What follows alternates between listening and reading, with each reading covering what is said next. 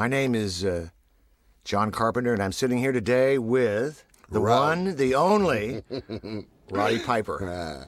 It's a pleasure to be here with you. Oh, man, it's nice. It's been 12 years since John and I have watched this movie. And we're going to be so truthful with you. Because it was a fun, hard movie to make.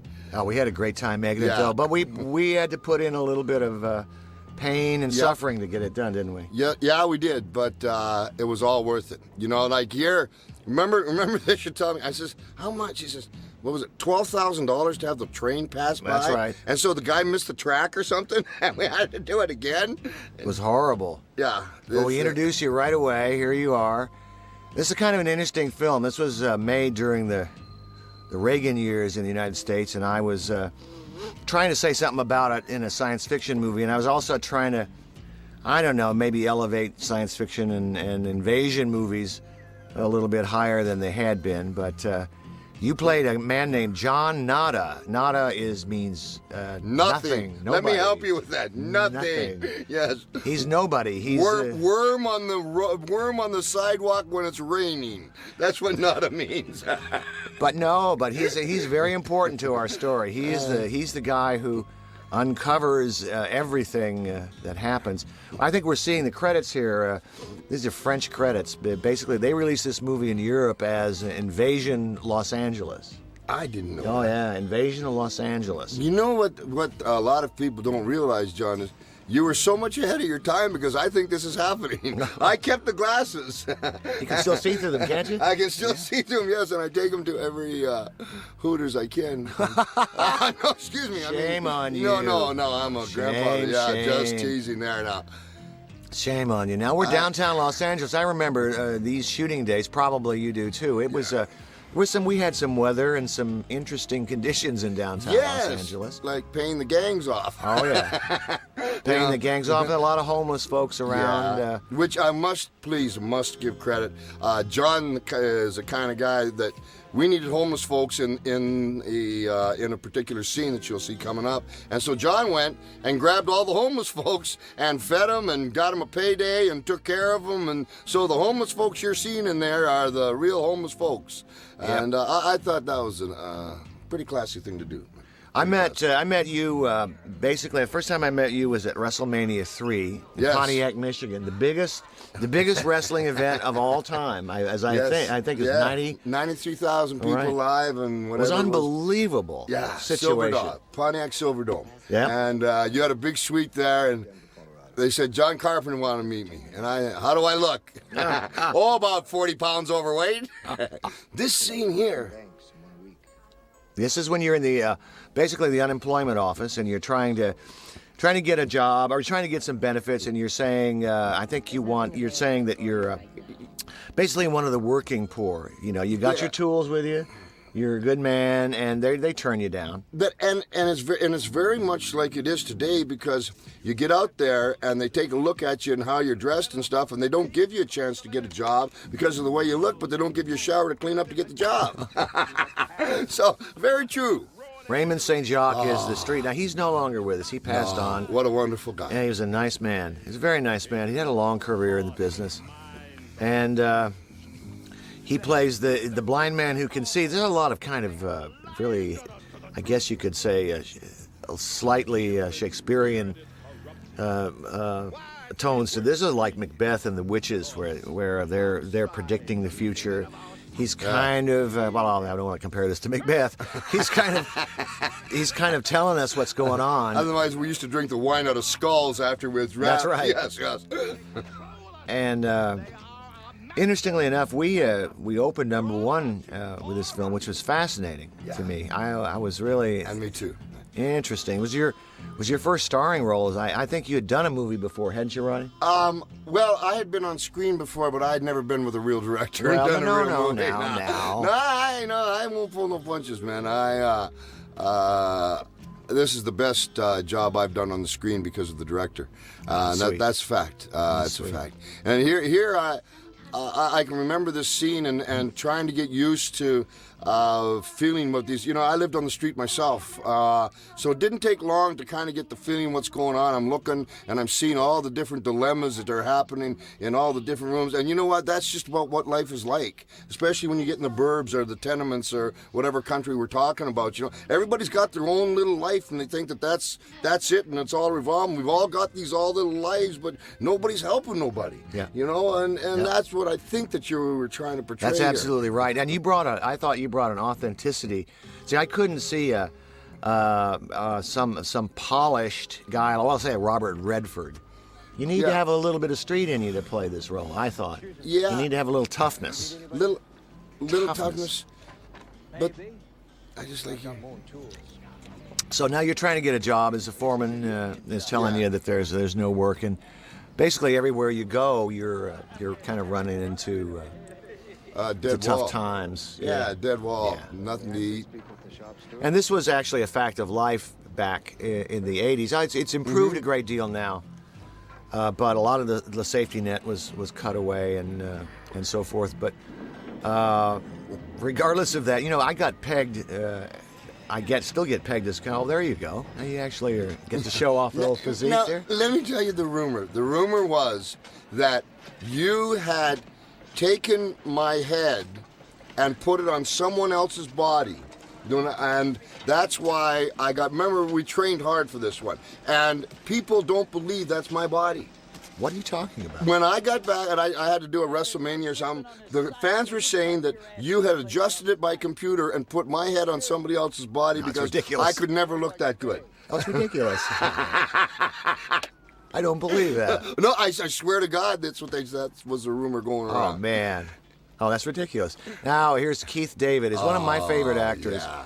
I first worked with him in '82 on The Thing and subsequently on this, and he's just a terrific guy. You guys were great together. Well, one thing, too, with Keith was I was definitely not the most experienced actor here, and Keith had no problem in sharing, helping me with my scene, finding out where it was, and by the time we would get to you would bring the scene together, but just a sharing, terrific actor, and that's hard to find. Yeah, it is. That's hard to find. Well, you've had quite a bit of experience now in making some films. And 25 films we've That's done. amazing. Unbelievable. Wow. I want to learn how to act one of these days and make a real good one. You know what? You've made more movies than I have. I've only made 20. Yeah, but you made 20 good ones. Oh, no, wait a minute. Not all of them, not all of them. That's amazing, Rod. Here we're trying to become buddies, but both of us have all this pride and going on, and I'm not listening to him, but this is how people then were living. Some of them were living in little camps like this, and this was a part of I don't know. It's a part of America that some people don't like to see. They don't want to know about it. They don't want to know about these folks. No, they don't. Especially the teenage. These teenage homeless kids now. Oh, it's so tough. Some of them haven't had a chance. They're out there. They've been in foster homes. You know what I'm saying? Yep. And it's terrible. It is. And so they end up in jail because nobody cares, but everybody says, gee, we should do something about that. I know. There's the one, the only, Peter Jason. Yeah. That's when we did this scene the first time. I think this was the first day, and so the first time I did it, I was a little nervous, and so after I finished the scene, he says, so where'd you get Mr. Mumbles from? Which, thank you very much. Well, you were underplaying it. You're underplaying Thank it. you. That's what Thank you, sir. You did it exactly right. You underplayed it.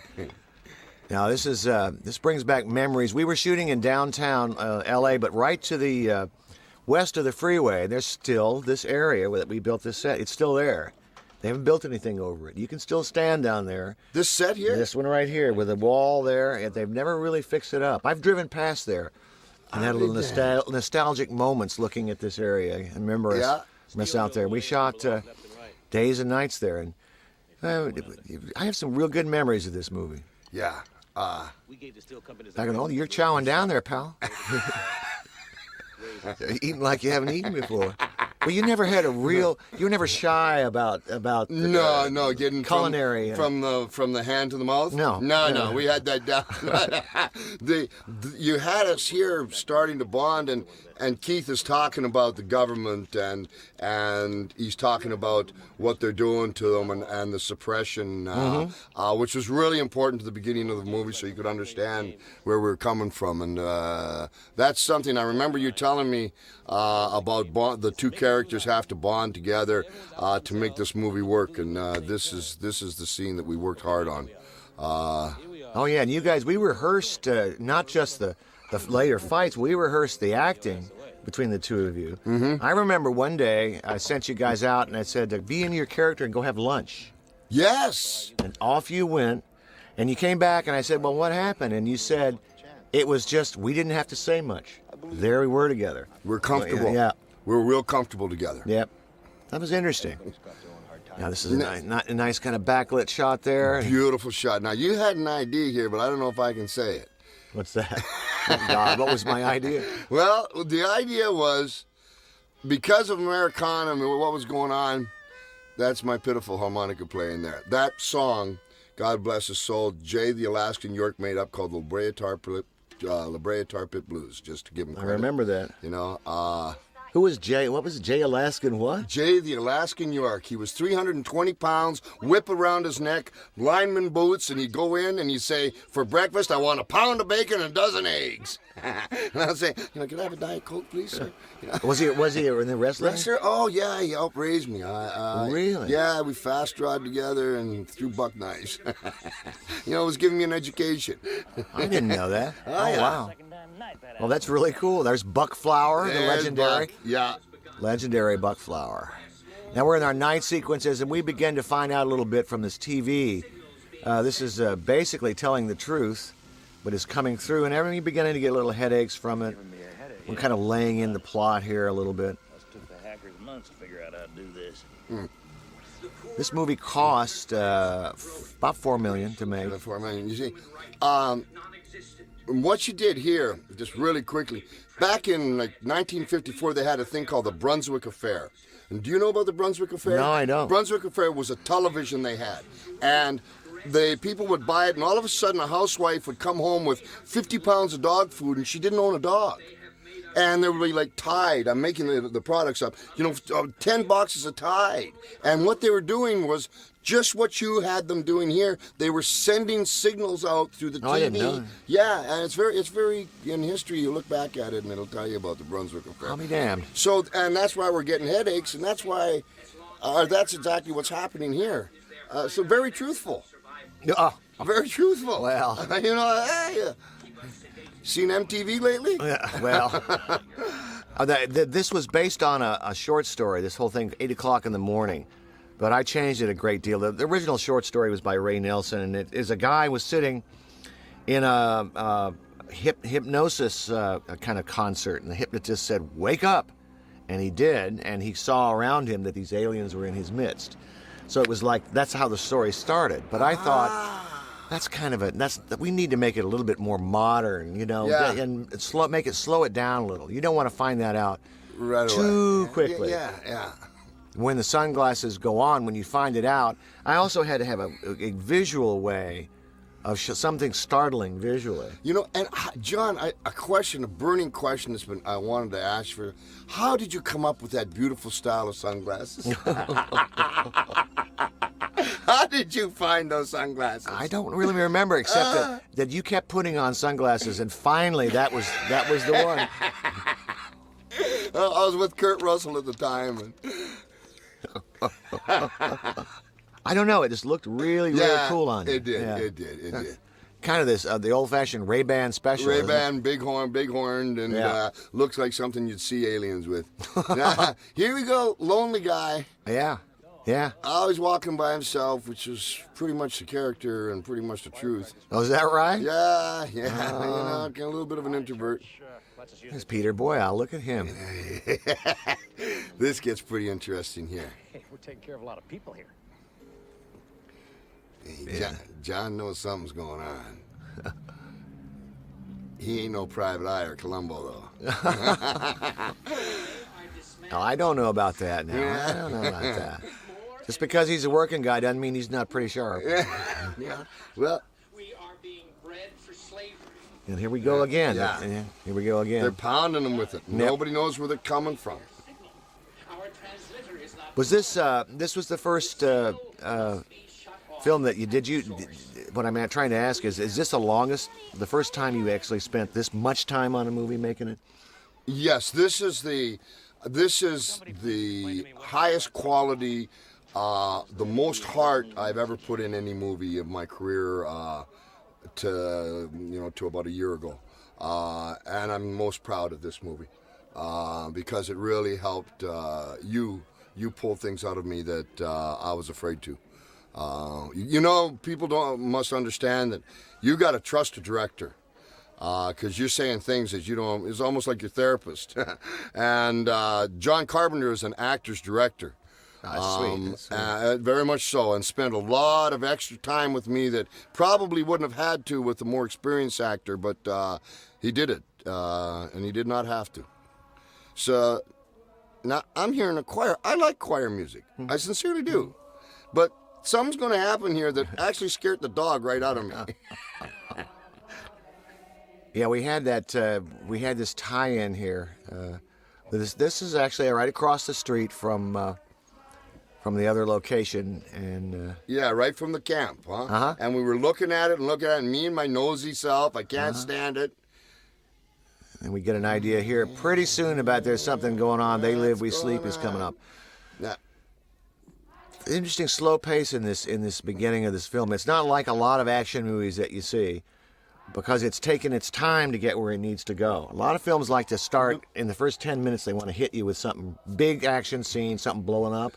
This was a different gig. As you told me, though, and I remember distinctly, we need to get some character development in the beginning. And on your part, very smart.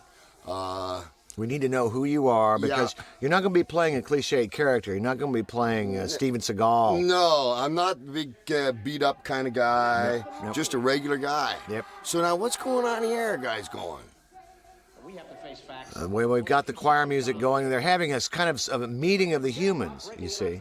The humans are meeting to try to figure out what to do. But we don't quite know what they're talking about yet. No, we're hearing choir. Yeah, we think, what's going on? Yeah.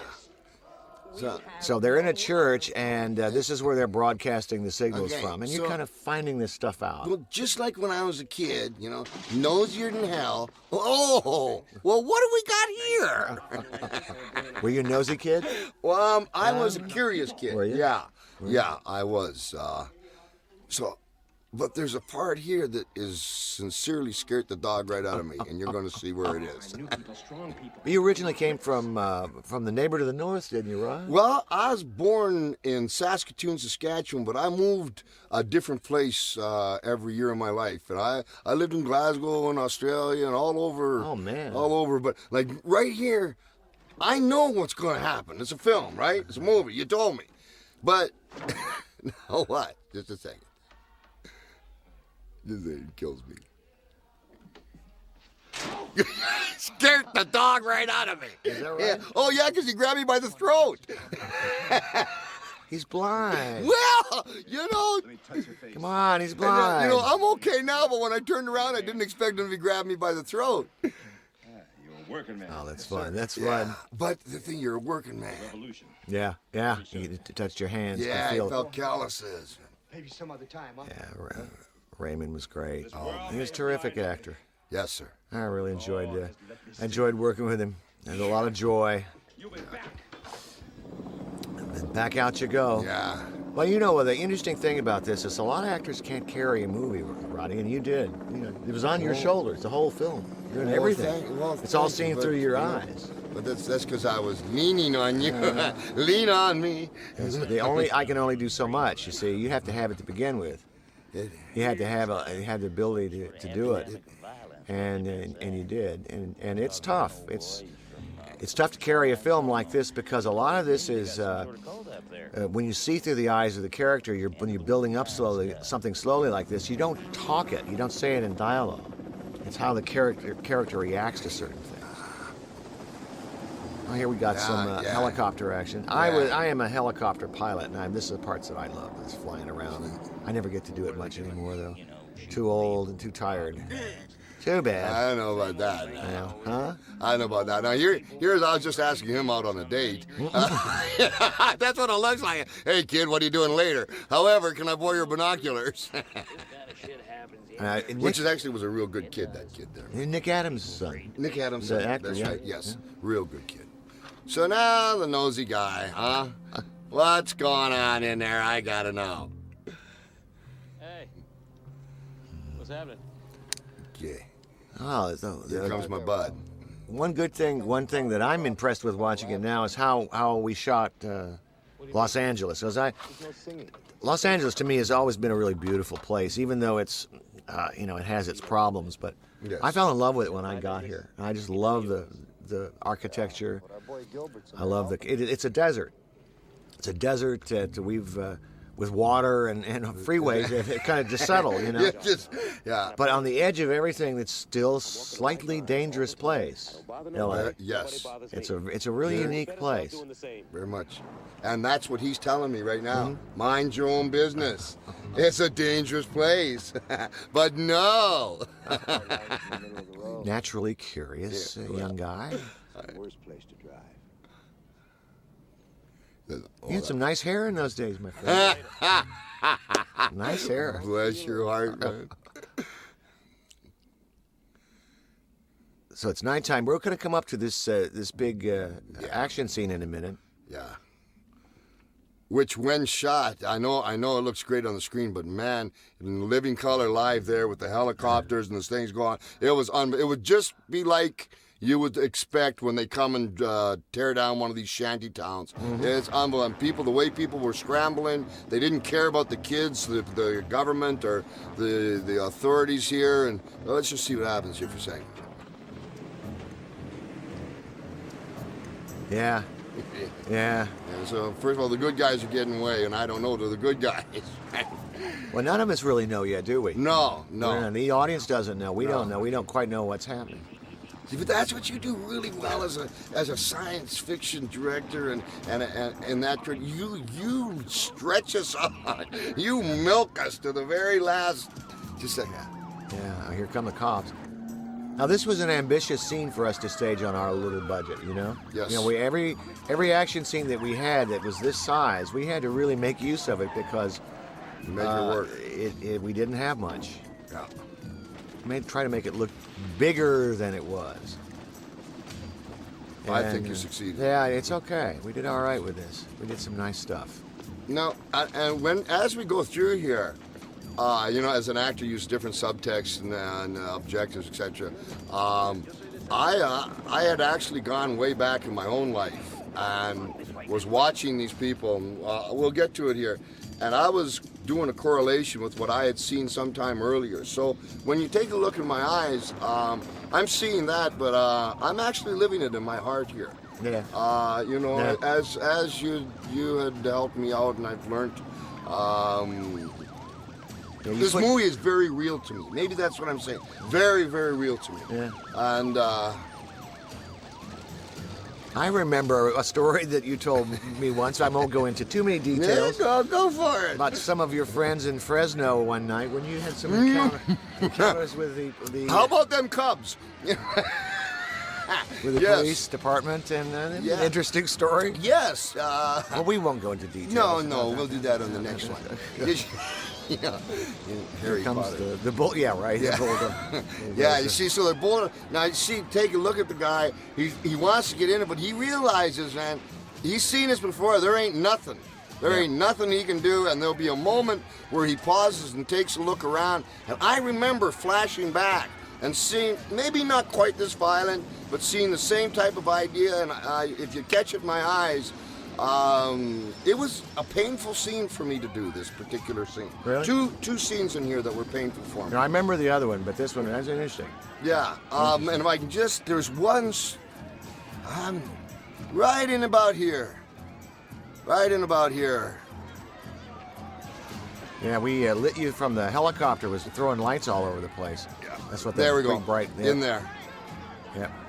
And the two of you make smash a connection across there. And look what Frank does, man. Watch. Oh, like you haven't seen it. My buddy, he leaves me. So where am I again? Nada.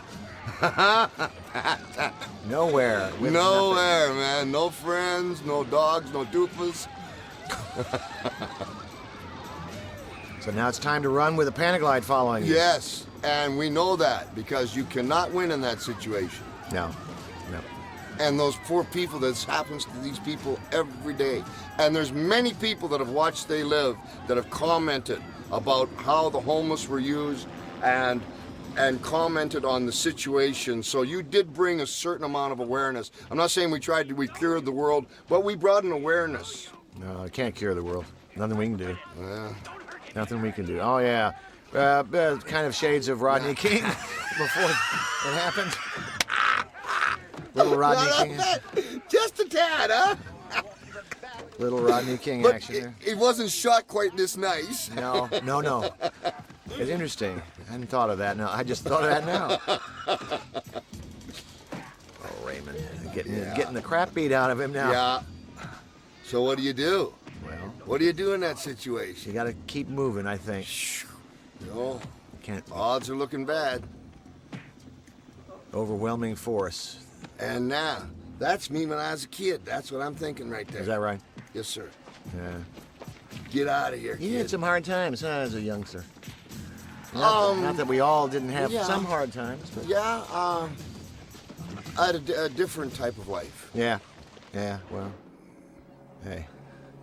Now I believe we've changed locations. We're somewhere else. I don't Yeah. recall where we shot this. That was a nice little thing with the thing there as you're coming in, tipping that over. That was nice. Thank you. That was nice. Yeah. But you notice how he's clutching onto the boy? Mm-hmm. I'm not sure that I was consciously doing that as an acting piece of business. I think sincerely I was clutching onto him because That was you. It was That was me. you. Oh, you were taking. And You were I was- holding yourself. Yeah, and I just looking back at it and how I'm holding him. Yeah. Interesting. Yeah, that was you, surrogate you. Yeah. Very much. I don't remember how many days we shot on this, Roddy. Do you have any idea? 30, 40, 30? I want to say 6 weeks. Really? Is that something like that, right? 6 weeks, 5-6 weeks. Yeah. You're probably right. But we'll see the scene, and then you had a great philosophy. You told me at the beginning that sums up your genius when you do these type of things and why you are one of the best at them. I'm gonna tell you in a second. Oh, nice lighting on your face there. That's a little slashes of light. Yeah. See, that's a good director. We took care of you. God bless you, man. I was in a very ugly time of my life there. Uh-huh. I had been wrestling nonstop every day of my life, 300 days a year. And I just got out of the WWF, as we've mentioned before, not to be redundant, but I came from a different world and I did not understand this world. And so I was having a lot of turmoil inside me at the time. Yeah. Yeah, well. You know, But you made the transition all right. You did it all right. You did it okay. And then there's sometimes that you were hurting too, you get beat up when you're a wrestler. yeah. So you got a real beat up. Yeah, you get hurting You get real bad. whacked. And I had just came right out of it, so I hadn't had a period of healing. But more emotionally on the head, where I think it plays into the character somewhat here with confusion, the way he reacts. He doesn't react like a regular person, I don't think, would react. He doesn't back up when he should, and he goes forward when he shouldn't. What the hell was that, Martha? It was an interesting thing to step into this world. I remember I went to some video award and Hacksaw Jim Duggan happened to be there. Oh! So I was chatting with him. He said, "Hey man, Roddy did such a great job in that. That was really cool." Yeah, but John, I'm being sincere, and I'll tell them what you told me. You said to me before we started shooting, ask me any and as many questions as you possibly can. until the first day of shooting, and I don't want to hear a word from you. So, and that was brilliant because the confidence level as we came in was already there. Now we're coming up to a key scene here. I think pretty soon we're going to be getting into the sunglasses scene.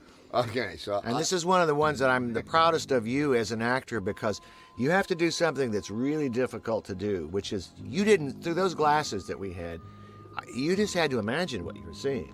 See? Yeah. You had to make it up in your head. yeah, And that's always, it's difficult to do. It's easy when you're sitting across from an actor and they tell you by the lines. what's going Well, on. and you can react to the words. Here you got to react to something fantastic that's really not there. And so what the hell is this? Sunglasses? Yeah, sunglasses. How do you put this together? Now, what the hell's going on? And I remember some of the images that you see, almost all of them, not all, but some of them that you see are simply matte paintings by one of the unheralded geniuses in our business. His name is Jim Danforth. He just did some beautiful photorealistic work. By that I mean you couldn't really tell that it wasn't shot someplace. Right, no. The bigger stuff, the big shots, I'll show you when it's coming up. I remember the day we shot this shooting down that street with our extras. We had one guy back there looking at you. Just, Wouldn't stop. Who's that? Yeah. Yeah. Now this is just a treating the shot, so it's color, black and white. We get set up, the convention is set up.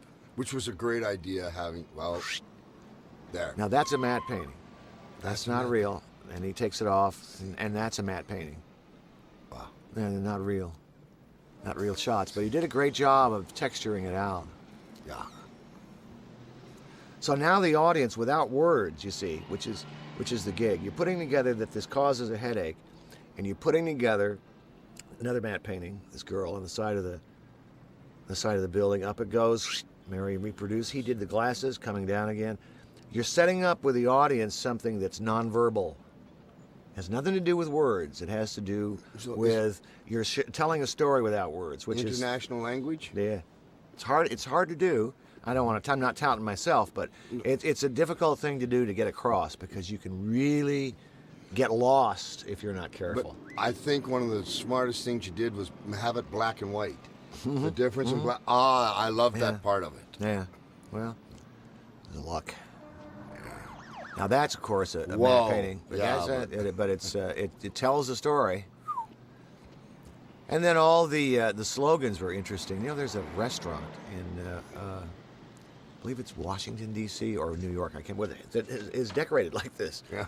Only like the black and white part. Yeah. No independent thought. Consume. The whole restaurant is like that. It's a bar. Oh, there is. Yeah. Go in there and get drunk. That's why you see those things. Yeah, exactly. Yes, no.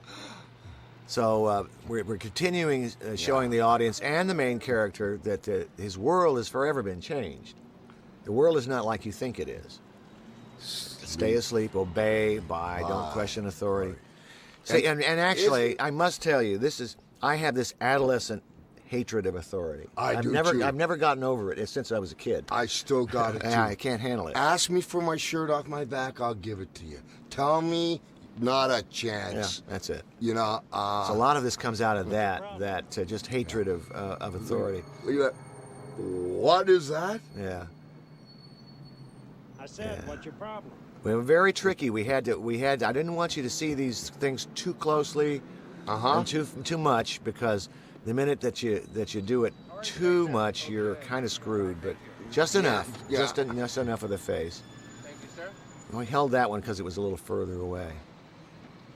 Nowadays, you could do special effects like this really easy, my friend, because if you have the money, they have the digital They want to do computer it. generation, but in those days we had to do it the old-fashioned way, which is Jeff Amata, actually the stunt coordinator, played every ghoul, everybody. He played women and men. Did he play every ghoul? Every one, yeah, because he could. All right, Jeff. He could fit into the costumes, And he didn't mind the pumps. No, not at all. He liked the pumps. You know, when you got 14 black belts, you can wear pumps. I don't want no hassle today. Either pay for it or put it Yeah. back. See, there's one of the gentlemen that you hired right Yeah. there. Oh yeah. You know, Yeah. Why not? Hey. you said, well, I wish everybody thought that way. Yeah, why not? You know, but they don't. Yeah, we shot this. There's a lot of this stuff we did after we'd completed principal photography. We had a little second unit that I'd cobbled together to shoot little extra shots for us. And you did a good job in describing. The only thing that was difficult was really what did their faces look like in the beginning. Yeah. So I had to make up in my mind an alien. Yeah. And I made up the ugliest. I was scared of the dark big time when I was a kid. Yeah. And I made up this guy that used to scare me. And that's, it. See, that's what it's I all thought. about. That's what it's all about. That's scared me to death. Nowadays, alien movies are kind of funny. It's funny now, don't you think? Yeah, it's become like the Roswell stuff and all that. It's become like a joke. Yeah. But this isn't funny. No. Not at all. No. It's real. And I think that's why people endear themselves to it. Yeah. Oh, they also like your character, and they just like they get with the whole thing. We had to build this part of the supermarket on a soundstage. Look, your point of views are all done later. And we shot you looking this way in color during regular production. So this was all. Now I have a question for you. That you made a decision on the set, and then you said that you regretted it. And I wondered today, you're going to see me fall down, and when you see it, when you said, Rod, what do you think? I said, okay, I'll go, and I fell down, and you'll see where it's coming up right here. And then you thought later, after you saw the rushes, it was the wrong call. When you see it now, I would very be interested in what remember it. Okay, you're going to see her pretty quick here. So you felt? Was it a kind of comedy moment there? Did I? As I was back, you're going to see it in about 30 seconds. See, you remember this movie better than I do. There are no limits. It figures it would be something. So he's kind of now losing his mind a little bit. Yeah. And that's Jeff. It's my second wife. Oh, coming up here when you fell, huh? Yes. I don't remember why I objected to it. I can't remember now. Okay. Because This one. Did I think it was over the top? yeah, you thought it made our hero. Off. She looks like a regular person, doesn't she, huh? Put him back on. See, he's explaining to the audience now, finally, exactly what we know in words. Call the cops. God, the cops. You do imitate his voice. This one. I thought that's all right. Well, What's at the wrong with time me? you said do it, and then you thought maybe it made our hero look, I don't know, if clumsy or out of, I don't know. I must have been taking some drugs when I said that. 'Cause it looks fine. No, I had them all. Excuse me. And you wouldn't share with me. That's what pissed That's me. right. So you made me fall. That's right. Oh man, it's just terrible when people won't share. It's a problem with the world. Yeah, I know. So now he's got a little bit different attitude now. He's kind of we're gonna see this man kind of turn into a vigilante a little bit because Just imagine yourself at home. You know something, and nobody will believe you. Yeah.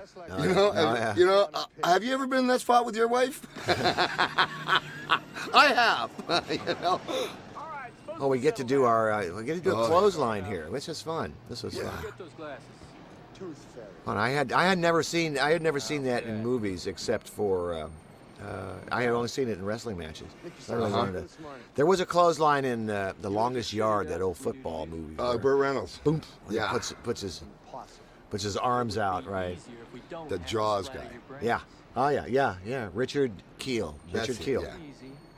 Hey, you stumbled on it. So but you did good. And the stunt man had to take. Well, you whacked him. I mean, it's hard not to hurt. It's hard not to do that. Well, if Just you're can't- into it. you can't pull it. You can't really pull that. That's nice. God bless him. And we padded the street a little bit, but it was here's two-gun rod coming up here. Nice shot you have here. Two-gun There you rod. go. Nice shot. Now one of the criticisms I got was I shouldn't have let you be a vigilante, but you had to. I mean, you had to fight back. I would. Was I a vigilante, or was I trying to get somebody to believe me what's going on here? Well, you're fighting back against the aliens. That's what you were doing. And So that I makes would me a too. vigilante? Now you grab the shotgun. One of the most famous scenes in a minute is coming up in this film, Hey, which people remember, and they remember your line. They said, say something, Rod. Here it comes. And this is something you wrote. This is something that actually you had written, and I thought was just brilliant. It's something that you maybe had planned on using. Here we go. Right, that's right. Yeah, you'd planned on using it at one time, and I thought, this is great. Nobody else would We say had that something little like book we shared. You had the book that you let me see your material, and it was great. I thought, this is perfect. I have And it kind of came emblematic of you and the movie. Yeah. But Fascinating. And I'm all out of bubble gum. no, which is interesting. When we were doing it, I never thought that line would. I mean, I wasn't doing that line because it was going to be, what does Schwarzenegger said, see you later, baby. I never did that line, or you never had me do that line as going to be the line of the movie. So it's like, you never know. You never know what's going to catch on. No, you never know. And I saw, I happened to tune in a few years ago, and actually you used that in a wrestling deal. It was that kind of Did a I? theme, yeah. It was cool. It was cool. I plagiarized it again. No, you plagiarized yourself. You can do that. It's you.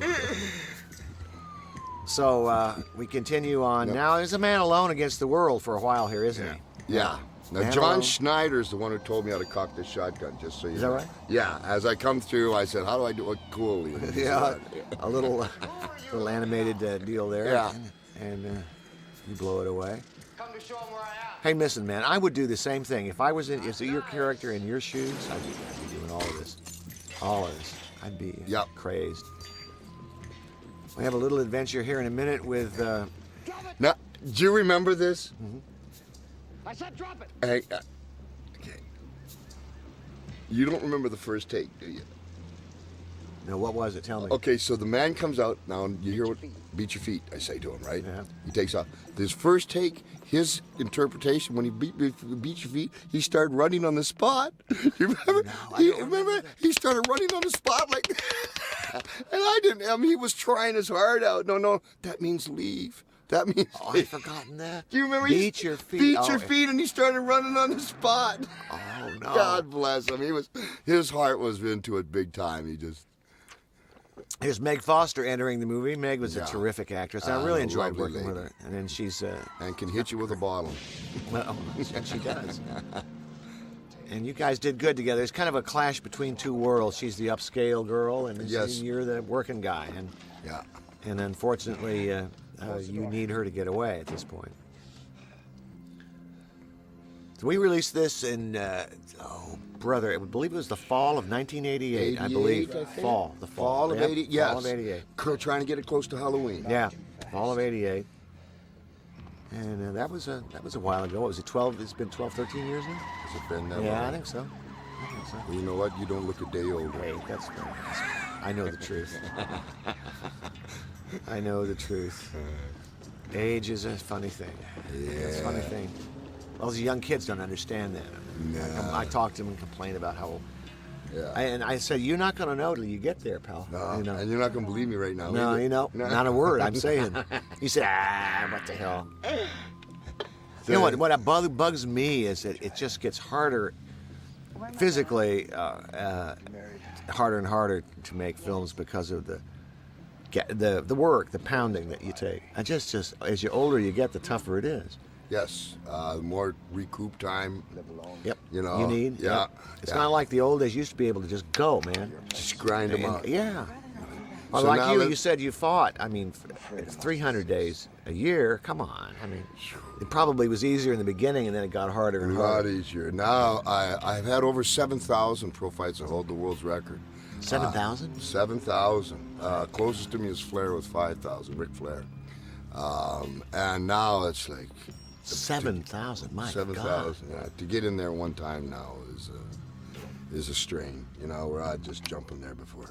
But doing it all every day of all year long. Well, it's brutal. That's brutal. Yeah, and it twists you big time. Yeah. But you know, that's another. That's a different world, though, in terms of that whole thing. And I think nowadays, actually, in some ways, a lot of people, they still don't quite understand. No, but you know, to simplify it for them, my sport, wrestling, professional wrestling, has the highest suicide rate of any sport in the world. Is that right? Yeah, just lost another one just 2-3 days ago. without getting down here. But No, that's just the truth. That's all right. That's all right. It's truth. Here with Meg. And we shot this near where I live, up in the Hollywood Hills, in a nice area. I've been hit by Andre the Giant softer than what you're about to see here. Oh, did she hit you hard? Well, now you're giving it. That was deep, John. That was deep. Actually, as I recall, once she hit you and the bottle didn't break. And it went, Yeah, exactly. Like, Ow. did it hurt? Did it hurt? Ow. No, it didn't hurt. The guy who did the stunt, who did the flying, flipping out, was the one who took a big one. I don't remember. He took a big one. He was Arnold Schwarzenegger's double also, and he was a friend, and he really wanted to. Yeah. He put out. Oh, big time. That's a big one. That's a big hit. I swear to you, we're being But controlled by these things. I don't know what they are. now this is interesting sequence. Now the whole style of the lighting and everything has changed because you're now in a different world. You see, you're up I'm in in her world. Yep, it's a whole different situation. It's not the gritty streets anymore. Yeah, you see, now that takes an experienced director there. I don't know about that. Oh, yeah, I do. I don't know about that. I do. But, Now, of course, I'm looking up at those green eyes. her eyes are unbelievable, aren't they? Yeah, they're amazing. Emerald Forest. Yeah. She's just, And they're unusual. They just draw you in. So yeah. And so I'm thinking to myself, never mind. Nah. It's not my way. And she's was a very, very sweet person. I really dug her. I really dug her. Not a problem. Ready to do anything, discuss it with you. How can it work for you, and etc. Yeah. You know. And you notice right here, I got no idea watching the movie right now as a fan that this lady's about to club me. Because she's playing it, so she sits down there, she folds her hands, so it just goes to prove never fight with a woman. You cannot win. I tried it with Tawny Katane. Like, boy, oh boy. Is that true? You can never fight with a woman? Is that I can't. I'm marshmallow, man. Oh. Give me any guy, but not a woman, huh? Well, my wife beats me all the time. Does she really beat you up, huh? Whack. Well, no. But she wins. She just does this. She goes, Roderick, you're being a real jerk. Oh. Thank you, honey. I'll go to bed now. So here she's playing she's being so innocent, and so to me right now, she's not a threat to me. Would you like some wine? That'll help kill the pain. And she just slips in, and she's not tipping anything off. Yeah. I'm sorry I have to be here. Yeah, we shot. This was near the end of our schedule, Roddy. As I recall, we hit these interiors and a few exteriors right near the very end of the shooting. Yes, sir. I remember. That's right. Absolutely. I remember that. I was happy to be finished with it because it was. It was a tough one, John. All the night stuff and the day stuff, and it went on and on. Yeah. And all the drama and stuff. That was a piece of cake. Hey, it was nothing. I had worse. Let me tell you. I won't mention any names, but I've had worse. No. We're just had tougher ones. We're just being honest. No, when I look back at here we go. Okay, you got to get it. So like, blam. Boom. That's the third time. Now look at this guy. Look at this guy go. Watch him hit. Oh man. Yeah, he did it. Oh, he stuntman. That was a big fall. Big fall. Like off the top of a cage. Now look at this. This is where. Yeah. I'm still not sure watching the movie whether she's against me or not, but. Holly Thompson. And look at how she plays it. She's just so even and working those eyes on you. Oh, big time. Yeah. So now you're hiding in the part of the Hollywood Hills that no one really sees, but since I live up there, it's the underneath the houses. It's very strange. Yeah. It's a strange place. Yes, underneath is not quite like the insides in these little still houses. I still have those glasses. Do you really? Yes, sir. I do. I bought probably 2 pairs, probably. Did you? Yeah. They're really cool.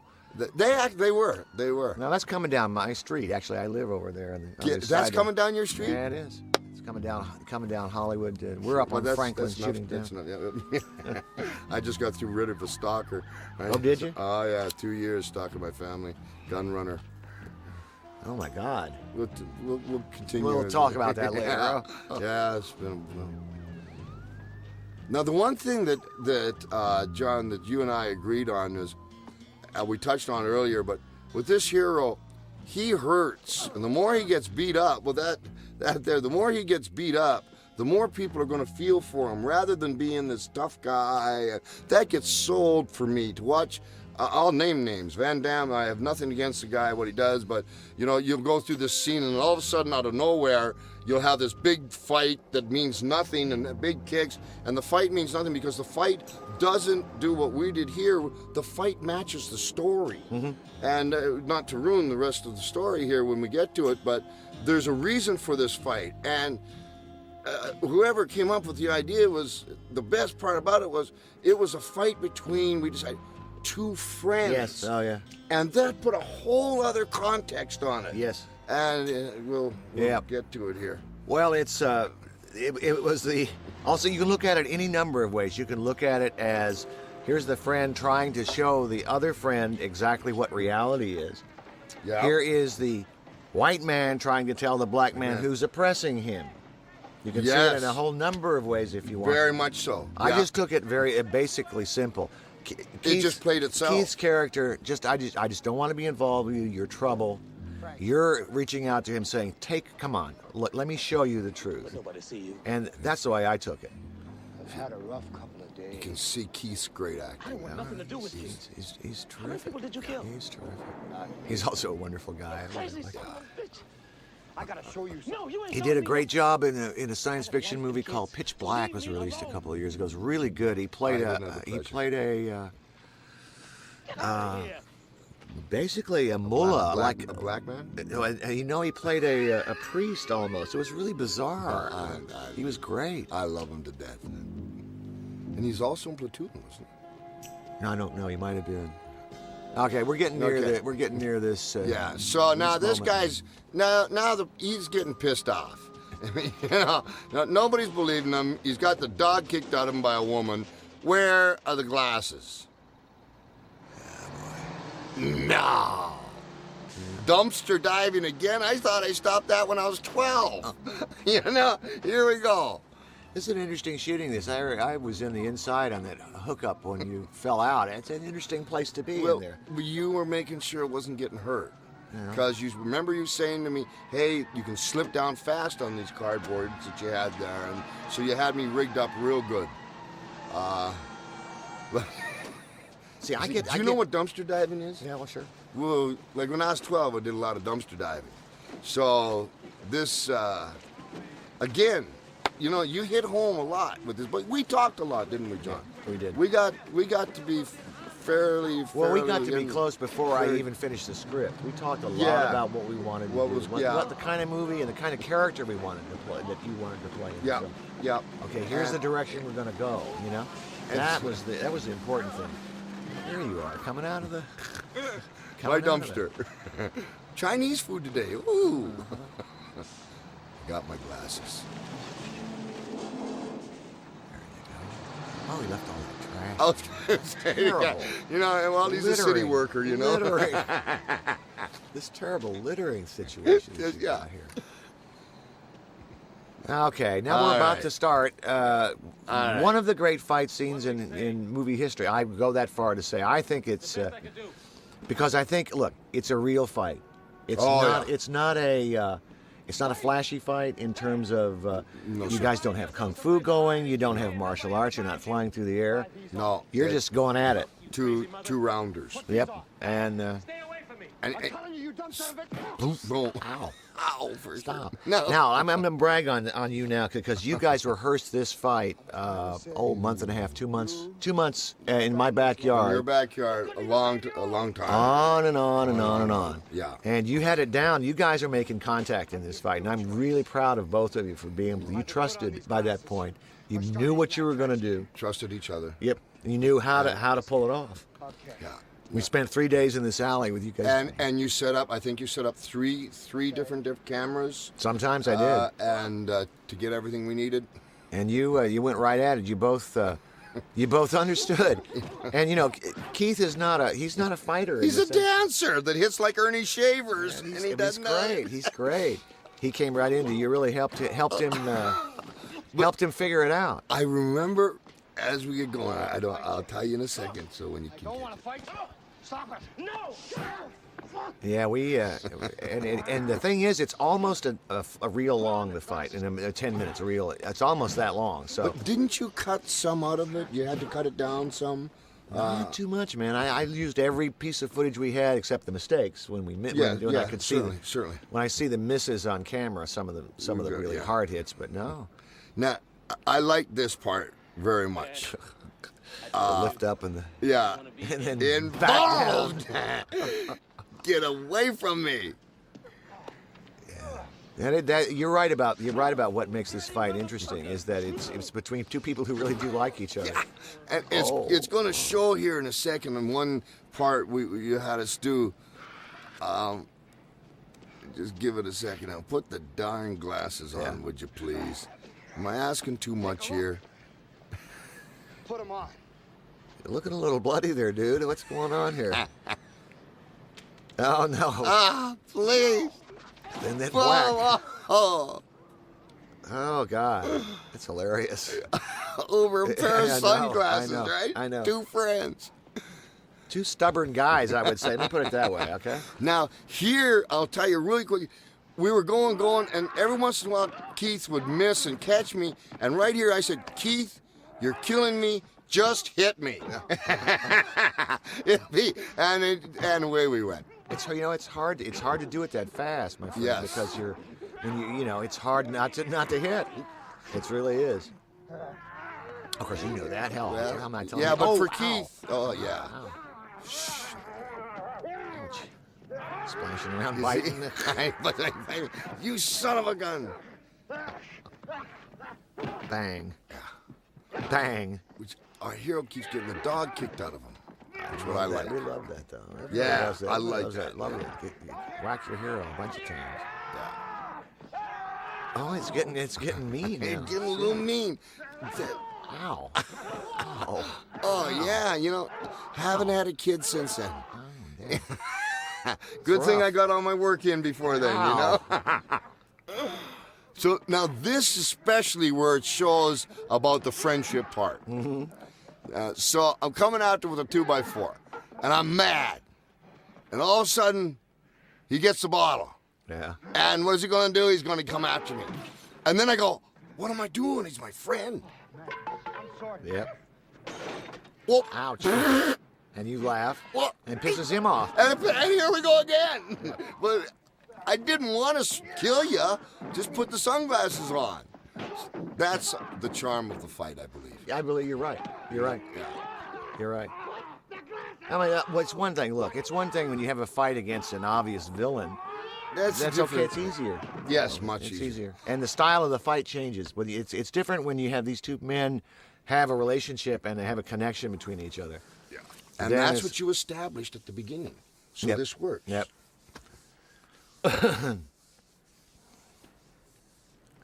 I believe we do. We kind of end this with a suplex. Yes.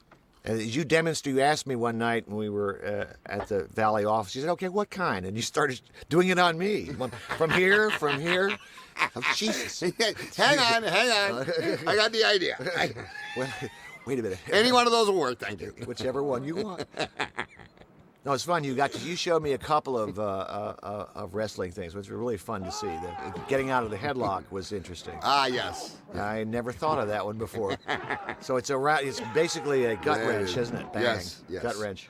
Now that's a painful move, even for Keith with padded up and stuff that we just did. Yep. He trusted me because easily break your neck there if I don't get you up high enough. Plus, when you land, I don't care. It's 225 pounds landing on concrete there. Yeah. So he was a real game guy, man. That hurts. It hurts. It hurts. It It hurts. hurts. It does. It hurts. And then look, Yeah. And now, finally, you've made your point. I got an ally. Well, you, that's God. what you've been talking about. What I also love is following this fight, we see the two of you walking down the street. You're still carrying a little of the fight with you. Yeah, and that was you. Yes. When we come up to the guy, you're still a little we're raw so from beat the. up. Oh yeah, you're still a little raw. But now, and one of my favorite lines, "Life's a bitch and she's back in heat." And Randy Macho Man Savage loves that line. does he? He uses it all the Does time. he really? Yeah, and every once in a while he'll go to me and says, "Well, here we are coming to things." Yeah, and you still have a little hostility, even though you're together. There's still a little edge to it. Look, the mouth is so swollen on me, and the hero is way more beat up, which is great. So now we're going to come in and say hi to the clerk. Couple of real regular guys. Is Randy still working, or is he? Randy Savage is no, he's just staying on the beach right now. Good for him. Yeah. He put in his time, boy. Woo. Big time, huh? Big time, yeah. After a while, those jump leaps have got to just start killing you. Those leaps on your hips. I mean, off the. You got to. You're losing bones. You're losing bones. You're losing your mind. You're losing your body. It's gotta hurt. I mean, it's just gotta drag you down big time. You know what it does? It makes you not care about your own safety and health, which is a very dangerous man. Yeah.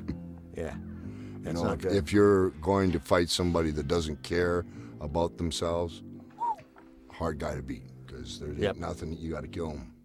Yeah, that's not good. Figuratively. That's not good. Figuratively. Yeah. That's for you, Ephilis Sibyllus Jr. Hey, you don't look so good there, pal. Well, you know, $8 grand. just did that run in Chicago, and Now this is a little set that we put together. That's another Matt Payne. We put together a little set for you guys to shoot this. now this is the scene I loved and hated the most. Yeah. I hear you. And you had to work with me a lot on it. And looking back at it, I wish I could do it again, because I think I could do a lot better job of it. But it is what it is. I thought it was real. What do you want more than real? Do you know what I mean by that? How can you do better than real? Yes, sir. Delivery. Oh, come on, man. I mean, all you need is authenticity. You don't care about perfection. Yeah. Authenticity. You know that? Yeah, I thought that was you. I felt that. You know, that really answers my fucking I felt that I So was when you get some kind of master plan, you let me know. over the top. Oh, you're all right. Of You the, were fine. You got to finally explode. You've been holding it in for so long. Yeah. You got to emotionally explode on him a little bit. It's like, God. Yeah. Because you've been so controlled, and you were the one who's been put upon. Look at his face. Look at mine. I know. He's the dancer. I'm a world champion. But I think the scene that we're talking about and coming up when you're talking, Hard scene for me. and here it is, and it's it was tough, but only because I think you had to open up a little bit. That's all. I It was hard. was pretty scared too. Yeah. Well, you've never been asked to do that in a movie before. In front of somebody. That's hard. Yeah. That's hard. Cameras rolling, crew is standing there. And It's not easy. It's not easy to do. no. No, I was proud of you. I was only from our discussions before we made the movie, when we were getting to know each other, that I came up with this idea, not from any personal thing that happened, but I came up with it from some of the things you told me about, the being on the streets and the tough upbringing. I thought, why not try this? And you did great with it. Well, I'm glad you did, because it gave the characters humanity. Yeah. Human quality. We see the tough guy, but underneath you get to see, he's got this pain. John, that's what I'm saying. I think I could have got opened up a lot more and showed a lot more pain. I still think that I'm being too tough there. Yeah? Oh, you think so? Yeah, but that's I'm never happy. Hey, it's 13 years down the line, dude. God Hey, bless you. hey, Yeah, I got you. Ease Every up. movie I see, I think, I wish I'd done that different. I could Yeah. have done that better. I could have structured this a little bit differently. What was I thinking that day? God, what was wrong with me? And you had talked to me for about an hour straight before I did this scene, and you wouldn't let anybody come around me, and you really protected me. Hey, man, that's not much different than what Brando and those folks were doing in the 50s when they were making movies. That's method. They really needed that time to gather themselves, to get into it and do it. And somebody you can trust. That's a whole secret. You know, somebody if you you can't know is going trust to your catch you. director, He's going to catch you if you fall. Yeah. Go ahead, make a mistake. I won't hurt you. I won't hurt you. I'm not going to manipulate you. let you be the brunt of jokes. And you know what? I'm going to stop you if it ain't working. And I'm going to do it again, so I won't make an egg on your face. Right. And in my business, you don't trust many people. Yeah. So it was pretty cool. I tell you, I had 100% trust in you. Yeah, it worked out. Yeah. That worked out. Watch out, no And look, you guys actors, you get up in front of a camera, needs a wake-up call. and you expose yourself all the time, one way or the other, and rejection is right around the corner for an actor, all the time. Yeah. Actors go out and to try to meet for a meeting. Oh, I want to do this movie. Rejection. Yeah. Reject. Well, it's painful, dude. It's terrible. After a while, it hurts. really, yeah. It hurts, just like getting hit in the ring and falling hurts. It hurts emotionally. So Maybe more. no, yeah. Sometimes. Sometimes. Sometimes. So my job is to try to make it easier for you. Well, Comfortable. Get comfortable. I suppose maybe babysitting would have been the word. But whatever you had to do, you knew me at that point well enough Yeah. to keep everybody away from me. I'm not a people person. And I remember we were looking out a window and the set was behind us. And other than Jeff Ramada, we were talking about another scene, you stayed away and then you just started talking to me and talking to me and talking to me. But you didn't make a point of it. You didn't say, okay, let's talk about this. You just kind of slipped into it and, oh, are we ready? Okay, let's do the scene. And big time help. Oh, cool. Well, I enjoyed one of the fond memories I have of you and I personally was sitting watching wrestling together. I've been a wrestling fan since I was 12, 13 years old. I've always God dug bless it. you, man. I used to go. I used to watch matches in Nashville, Tennessee, and Sure. saw all the old timers, and I even wrote a column for the Ring magazine. How old were you when you did that? 15.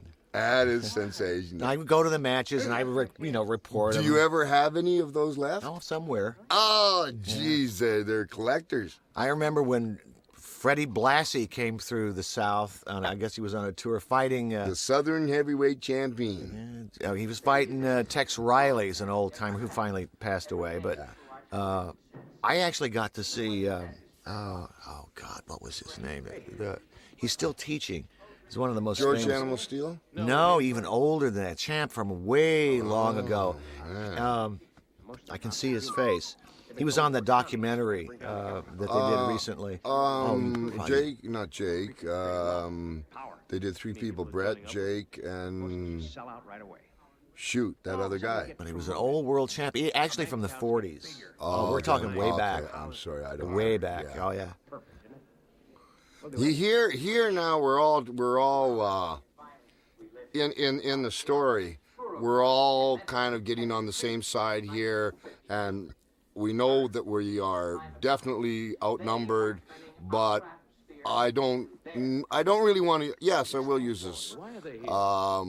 We had a terrible thing September 11th, and I have so much pride for those people in that fifth plane. Of the heroics that they've done. I don't mean to compare it to this at all, but in the same sense, this right here, we're doing the same thing. We've got a problem, and only a few of us know about it, and we're willing to put our lives on the line, and that's America. Yeah. Oh yeah. That is America. So I see that much the same as this, to obviously a lesser extent. We didn't have all that much time down in this set, as I recall. No, we were had to moving come fast here. pretty quick. Yeah. We had to do a lot of dialogue. We had to do the scene, and then we had to have the big action Boom, scene. boom, boom, boom. And I only had a limited amount of time. That's what happens when you make a lower budget film, is that you can't spend days on every scene. You got to make it quick, and you got to call your shots. You got to know where you need to be close, know where you need to be wide. You knew what you wanted, when, and you knew what the next shot was, and you kept them moving. Now, sometimes you make mistakes. That's the problem with it. No, you that have was to my live. job. You have to live with the mistakes that you make.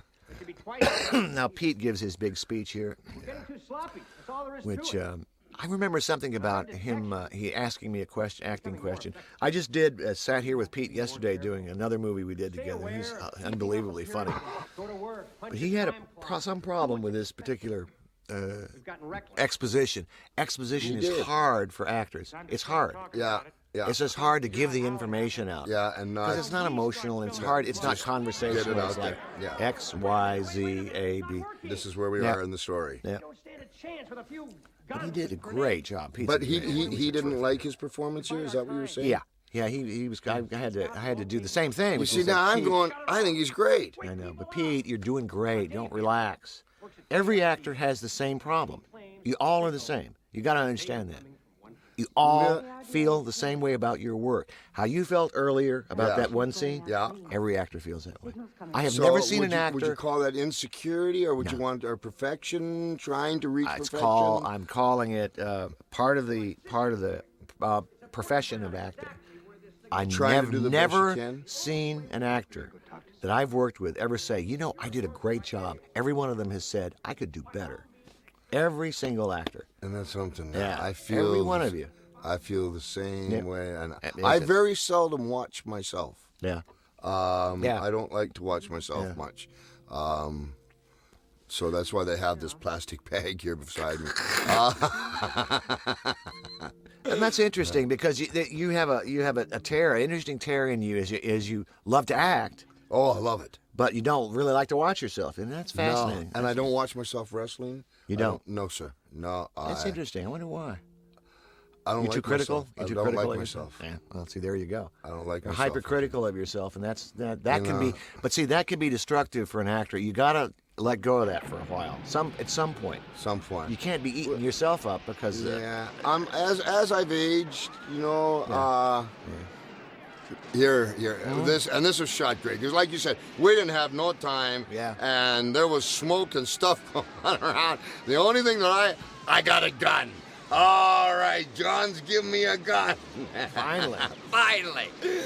He takes the squibs and go down. People are dying right and left, Yeah, and we're firing yeah. and shooting. Yeah, it's looking good too. Oh yeah. I mean that's big. That's big looking. Yeah. We didn't have much time with this. No, sir. I believe we did this One night. Yeah, and we did it in one night, and we had to do a little bit dialogue first. Yes, sir. So everybody's moving around and firing and shooting. Yeah, it turned out good. Well, and then we get behind in an alley that gets interesting. See, you remember this much more than I do. Much more than I do. But I have a tendency to do that when I make a movie. I completely try to forget it. It's over. On to the next Everything one. is done. Everything is finished. I don't want to. Oh yeah, this sequence. Oh yeah, I remember this. Back behind the cans there. Okay, you go. Yeah. Now this was. You guys are using full loads in this. Is that correct? We were using full loads, and one of the things where in a gun battle, I have learned on the cinema, you can look like you really don't know what you're doing, or you can make it look like a gun battle should. And in real gun battles, you hide a lot. Yeah. You put the thing over top, and this. How would you know? Well, I read it in National Geographic. Of course you did. You wouldn't. And that's the only way you'd know. I know that. And I got you. No, I got you. You've heard about it. You've heard about it. I've heard. I read the articles and stuff. Yeah, I got you. But now here's where the first really cool thing happened. Yeah, well, if I remember this now, this was the transport device. Yes. Yeah, that's and we right. hadn't known nothing about it. I didn't know nothing. These Keith's going, Frank's going, get set to sweat. And here they come. Oh, and we're you're in trapped. trouble. But you find a kind of a magical way out, which is a kind of transport device. And isn't that the way it goes, what's that? I don't know. Oh, good. We've got 27 coming. What is that? Let's just go. Do you remember us jumping down that hole? Yes, I do. Yes, I do. I'm trying to get my arms through it. Well, it's not that big, you know what I'm saying? And I've got that Santa Claus thing going on. You're a big guy. It's hard to, both of you. Neither of you were. He's bigger than I am. There you go. Oh, but it was so cool. Now it's really getting, it's really starting to crack, that action part. And we're also going to go behind the scenes to show, basically the setup of the aliens. Now, we were under these tunnels that connect. They're underneath Where Los were they? Angeles. Well, they connect various city buildings, okay, municipal buildings. They're used to go in between, like City Hall and the courthouses and police. And I've never seen it in a movie before. I'd never seen this location. It's interesting. No, but it was hallway galore. Oh, boy. And a lot of that's just kind of lit natural light down there because we had to light you guys up close. But we couldn't light that hallway any more than this. No. And there you get a little alien writing situation there, whatever that was. And we had more made-up stuff, and down you go. Those are big hallways. There was an improv in here, too, on a gunshot. See, you guys, you remember much more than I do. That's I just wrote the book, so I had to. You remember it all. Oh, Lord. Now, that makes me so sad. I can't remember so many details. Nah. Here's an interesting scene. So now we go. He comes in and wipes the camera, and then you come out of black, and now we're in the Biltmore downtown, which has been used 100 million times in movies, but still, this is Not by these folks. Exactly. This is one of those scenes where it's kind of the meeting of the aliens and the rich. But what's humorous here is, although they have their backs to us and stuff, here's two of the rum-dumbest guys you've ever seen. They're all in tuxedos, and they don't seem to notice us. And you're hiding your guns there. And we're hiding our guns, right? And we're walking to the buffet. And trying to blend in. And blending in. Yeah, but they do have our backs to us, so we can justify that. I can. Well, that was a little push, but... That's the fun of it. What the hell? That's the fun of it. By this point in the film, with what... There's Jeff. Yeah, I decided we have to pull the stops out here. We know we can go beyond what... Just a little bit beyond what might be realistic because... Yeah, but isn't that the magic of movies? Well, sometimes it is. Yeah. Sometimes it is. I remember one we had a preview in I believe it was on City Walk at Universal. We showed the movie and we were outside afterwards. I remember this one kid came out, and he had, of course, been brought up with his Rambo films, right? Oh, sure. Right? First Blood. Yeah, all those, and he came out, and I remember he was confused about the meaning of the movie, about the money part, about it being the money. I could see it in his eyes. He was expecting it to be jingoistic and rah-rah and the good guys, and it had bothered him a little bit. I wanted to go over to him and say, why, but I left it alone. Yeah. That's his reaction. That's interesting. Everybody has a different take on it. On this. Yeah. Especially this film. I get so many different comments on this film. What do they say to you? They say things like, the obvious, like, we love the film. That's the first thing they say, always. They tell me that it's a huge cult classic. Mm-hmm. They say to me, those sunglasses and aliens, man, they were freaky. And it is. And I'm just trying to, right off the top of my head, get different things. But they really got off on the idea, what are these sunglasses? What are these sunglasses? And then when they saw the alien, it's like, whoa, that really grabbed them. Really grabbed them strong. They didn't expect to see that. And they thought that I put your head on another person's body? They thought that you put my head on a bodybuilder or something when I was doing that scene to make me look good. I don't get that at all. 4 o'clock every morning I was in the sauna. I would like to just strangle. But well, maybe you see you look thinner on TV. People don't realize how you're built. They really don't get it until they're up close. But now here's something interesting that you actually, John, you paved a huge road. I was the first wrestler ever in history of wrestling to star in a major motion studio picture that became #1 box office of the weekend. And that paved the road and gave the itch to I don't know how many wrestlers. And not one of them to this day has put out a quality picture like this. And not one of them has had a #1 hit like this. But you have to do the right thing with a lot of the guys. Like Hulk did a couple pictures. Yeah, he tended to play himself. Yes, and you played somebody else. See, that's the secret. Now, here's something probably I've never told you. Vince McMahon Jr.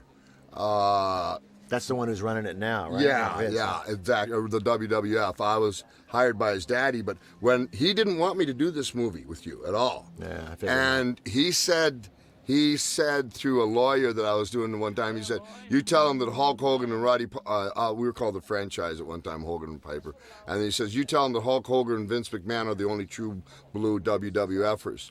And then he came up to me and he says, I tell you what I'll do. Within 4 weeks, I'll get you another movie at the same price. I said, not with John Carpenter directing, you won't. And that's what split me from the WWF. Why did he not want you to do this movie? Because he's wasn't a controlling control it? freak. Control, yeah. Oh, okay. That's all it was. Yeah. And Lord help us if somebody did something better and got over better than he wanted. And it saved my career, this movie. Because, well, I don't know if you want me to get into that. Yeah, I'm ready. I mean, the audience is ready. Whatever you Okay, feel. well, let me tell you what's going on is, you see, I was in the WWF, and this was WrestleMania 2. I was boxing Mr. T in Nassau, Chicago Bears in a battle royal against the wrestlers in Chicago, and Bundy and Hogan in L.A. And help me out, I'm punchy. I wanted to tell you something. What was I telling you? You're telling me about the issues behind you doing this movie. I said, why didn't McMahon want you to do this film? I don't get it. Control. Yes. So in the second round, boxing with Mr. T, I've been the same kind of guy all the time. And second round, the people just started chanting my name, Piper, Piper. I never did, and it just went like wildfire. It was so hot at that time. And Hogan went to McMahon and said, well, to hell with it. I'll just ride on his kilts. And I got it back. McMahon said, don't worry, I'll take care of Piper. So that's why he tried to keep me down. So I said to myself, well, wait a second. Because he would have squished me. I said, if I got an opportunity with John Carpenter, I'll get out of my business, go around, I didn't know we'd be this lucky or this fortunate, get a #1 hit. When I came back to wrestling, I was twice as important as when I left. So you saved a good portion of my career with me not having to do other tactics to get it. How are you going to deny this? And when I came back, what's he going to say? The politics of that business are something I don't get, and I think the politics of the movies are tough. I can't imagine in wrestling the politics, especially when you have people in control and powerful guys who you have to work for. It's a tough gig. They've got one where I call it now. I just started a brand new league, the XWF. Its guys got $9 billion, and it's going to be all over the world. In China and stuff, and one of the things I said is we don't have a wrestling league. We got a pornographic league, but we don't have a wrestling league. So I want to stay with the movie here. Yeah. But what I'm saying is I saw Vince McMahon pull down his pants on TV and have the wrestlers actually kiss his bum. Well, in my time, would he ever ask that? But you don't have that kind of money. Yeah. Nobody's got that kind of money. So this was all back to what I'm saying. This was the best move of at that time for my career. Oh, good. And that's thanks to John Carpenter. Well, hey. Nah, tell the truth. I'll tell you when it's not. But I think the fans, wrestling fans are all over the world. Wrestling's such a huge deal, and people love you. They want to know what's going on. Can't go any place anymore, but that's not a bad thing. They just, hey, how are ya? They're just wonderful people, man. And you were a heavy dude. You were the bad guy, but they loved you. They loved to hate me. They loved that character that you were. Yeah. The thing was, okay, this was the improv. Oh yeah. I know what you're talking about. And so I didn't know there was somebody coming behind me, and I don't know if we might not have left it in.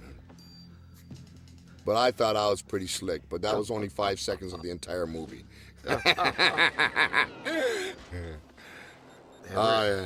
We're getting near. Taking my best stuff We're getting out. near the end of the film now. This is the kind of the final action, the siege on on the building. Okay. Oh, this is great. This was an all-out get 'em scene, and it looks just as good as Lethal Weapon or any of the others. You did it in such a style, and this is my favorite part, being the action part. So I like this. This is the greatest part. That's I think, very of the nice of movie. you. But we had a whole lot less money than Lethal. Oh, we sure did. But you know, it's we had just as much talent from John Carpenter. Oh, that's sweet. It's a God's truth. Now we're going to have a little betrayal moment coming up here, which I really enjoyed a lot. I thought that was fun to do. I think it fooled everyone. Do you? I don't know if it did, but I didn't expect it if I was an audience member. No, you know? No. She was too cool. Too cool. Couldn't read her. Yeah. You like that gun, huh? Oh, I love doing that. That's my favorite stuff. That's it. Give me another one, John. That's all right. I'll go by myself. Actors love. See, now there. Over. And it's quick. Now. It's Yeah, quick. Boom. Yeah. And you know what? Kids can watch it. Yeah, because you don't. You didn't do that. Yeah. You're not showing too much. Here we go. Now this was a very, very special time for me in the movies because the helicopter was coming up. It was a big production shot. Never. I don't want to ruin this. No, it's all right. Go ahead. It was a big production shot, and all of a sudden, I'm turning around, and I was thinking of a lady named Lorraine Gauthier Albertine that dropped me on my bum one time when I really loved her, and it came as a shock. So I remember the helicopter coming up, and boom, and I remember thinking of Lorraine, and here I didn't want to just kill her. I was hurt more. That's where I was coming from. But at the same time, we're in the jam that we're in, and she's got a gun. Lorraine didn't. She didn't. No. It's pretty painful stuff when that rejection, isn't it? And love. Oh man, I've had it a lot in my life. There she goes. Boom. Now here's where the character really shows his colors. Yep. He knows he's gonna die. That stuff was flying all around you when we did that, as I recall. Do you remember when they put the squibs on backwards? Okay, and the guy told me all day, oh, you see that? Yeah. See, that's... Yeah, hey. we had a good time with that. Yeah. And then... Now this, I wish I had done better, and you told me how to do it after the time. Things were crazy. But I'll tell you what I wish I would have done better. I think you did it just fine, though, dude. I think you're just being... No, he's always the rebel. I think it should have been straight and strong. Instead of just a week, it should have been my last defiance. You'd been shot. You've been shot. Yeah, but I'm Roddy Piper. Oh, no, I mean, I'm not a... That's it. Yeah. Hey, it's been really great sitting with you going through this movie today. John, I haven't seen you in 12 years. It's been a while. I think it's been since we talked in '93. We talked on the phone in Toronto because you were up there making a movie. And we chatted on the telephone. And then one time, just fairly recently, but I haven't seen you in 12 years, and it's been a real pleasure. I looked forward to doing this with you. And soon as we talked, there was no hesitation in my voice. Absolutely. And as it ends, I want to say, John, you have made a living from directing films here in the film capital of United States, LA, and the true test of genius or true test of talent is longevity. And you just made another movie. I don't know how many you've made. You write them. You do the soundtrack. I was there when you did the soundtrack. You do the whole 9 yards. And I don't know many directors that do that. The bottom line I want to say is you have stood the test of time. And the other thing that I hear about They Live all the time is I'm a huge John Carpenter fan. Yeah, that's nice. Well, I tell you, I'll give it back to you. I've never had another actor put the sleeper on me and experience what that's like. And I got to tell everybody out there listening, man, that thing puts you out in about 10 seconds. It does work, doesn't it? It's down. You're down and out. All right, guys, thanks for listening to us. And Roddy and I will see you in the movies. You betcha. May you be a half an hour in heaven before the devil knows you're dead.